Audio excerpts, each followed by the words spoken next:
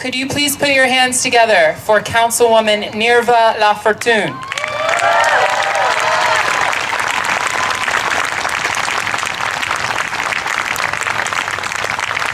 Thank you. Yeah, thank you. I'm a little tall.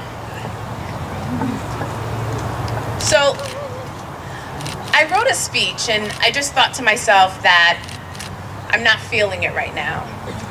And so, first I want to say greetings, Shabbat Shalom, Assalamu Alaikum, and to all people who come from various backgrounds, various nations, welcome. And I'm so happy that we're here together. I am Black. I was once undocumented. I'm an immigrant, the mother of a Black son and daughter, and my life matters.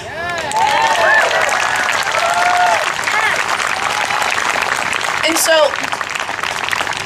I'm now in this position where I'm still trying to figure it out, this position of privilege.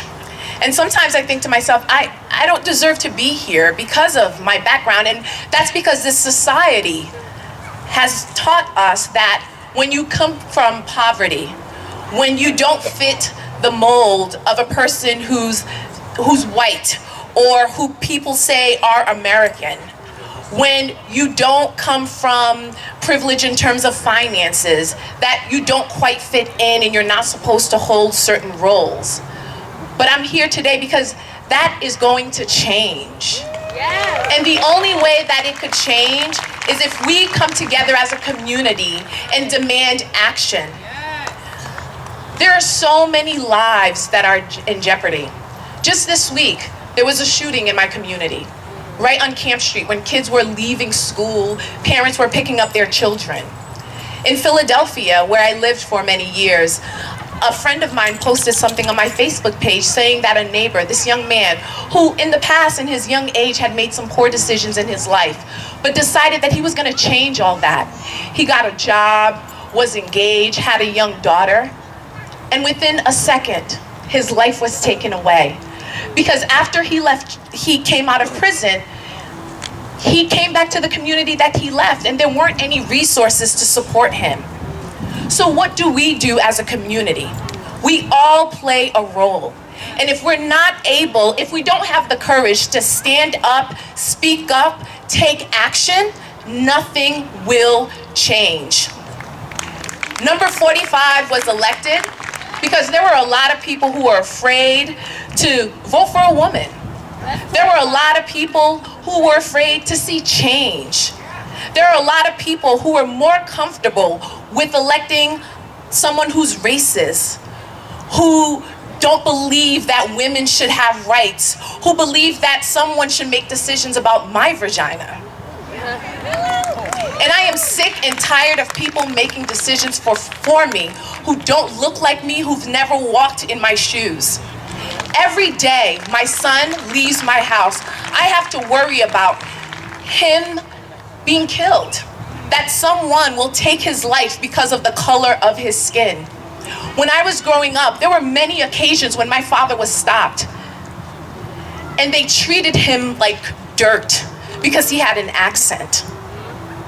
I am tired of people elected who don't look like me. I am tired of people making decisions for my children who are not allowing my children to get exceptional educational opportunities. I am tired of that. We need to advocate for change. We need to demand that all our children have equal educational opportunities. We need to demand for social services for all our people. We need to step out of our comfort zones. We need to demand that our sacred land go back to the people they belong to. We need to demand action. So I challenge all of you to step out of your comfort zone. Leave your comfortable communities. Go to Southside. Talk to someone who doesn't look like you. Talk to someone who doesn't speak the same language as you. Take action. Someone took a chance on me. Many people believe that my life mattered. Someone went all the way to Haiti and decided that, you know what, I'm gonna take this 3-year-old little girl, I'm gonna bring her to America.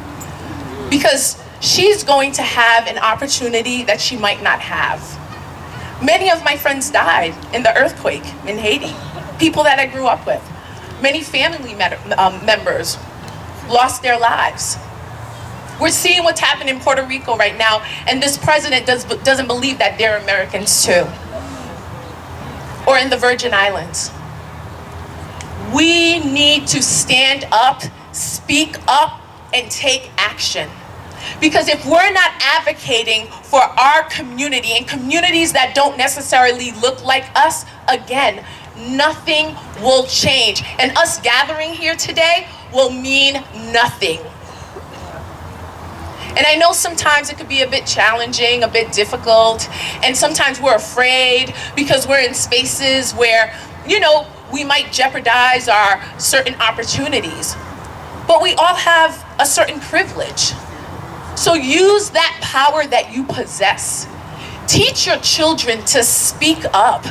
Teach your children to advocate when they're in the classroom, because all curriculum should represent all people in those classrooms.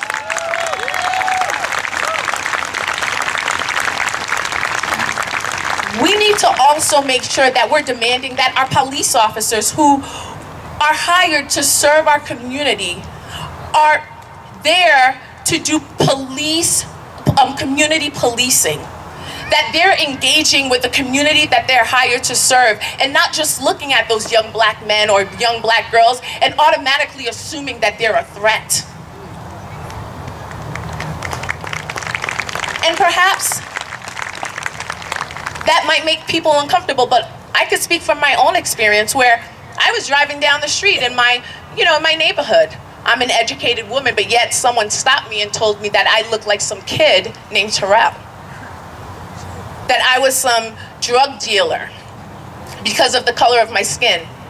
But what was the worst thing that happened in that experience was that my son, who was sitting in the back seat, said, "Mom, I think the police officer stopped you because he saw me in the back of the car, or in the back seat." And that broke my heart. So it's time for all of us to stand up, speak up, take action. Because if we want to see change, we need to take the steps. We need to have the courage to do it. So again, repeat after me. Stand up. Stand up. Speak up. Speak up. Take action. Take action. Thank you.